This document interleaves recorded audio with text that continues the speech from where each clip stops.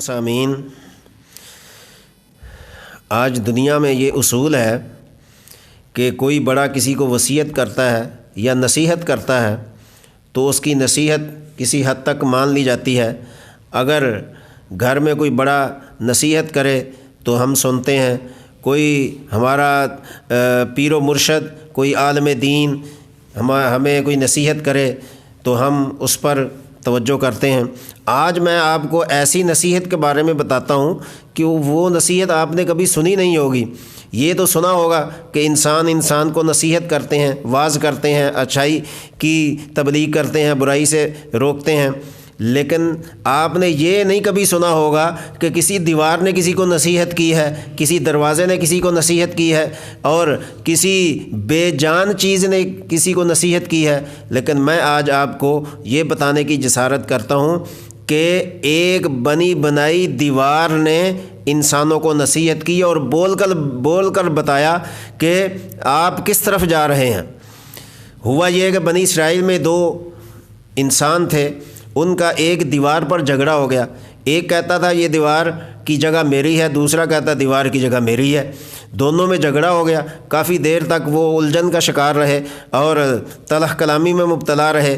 بالآخر جب ان کا کوئی فیصلہ کرنے والا نہ تھا، نہ ان کا کوئی فیصلہ ہو رہا تھا، تو جس دیوار پر وہ جھگڑا کر رہے تھے وہ دیوار بول پڑی۔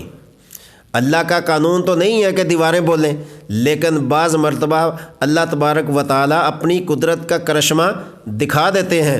یوسف علیہ الصلاۃ والسلام پر جب زلیخا نے تہمت لگائی تو 3 دن کے بچے نے آ کر گواہی دی کہ یوسف سچا ہے، اور اس بچے کی گواہی قرآن پاک کی سورہ یوسف کے اندر درج ہے۔ آج کوئی عدالت، گویا کہ عدالت عظمیٰ، high court, supreme court, session court اور کسی قسم کی عدالت کسی بچے کی گواہی لینے کے لیے تیار نہیں ہے، لیکن اللہ کے نبی کی سچائی کی گواہی، پاک دامنی کی گواہی اس بچے نے دی، اور اس کی گواہی اللہ نے قرآن پاک میں درج کی۔ بہرحال مختصر یہ کہ بعض دفعہ اللہ تعالیٰ اپنی قدرت کا کرشمہ اس طرح دکھاتے ہیں۔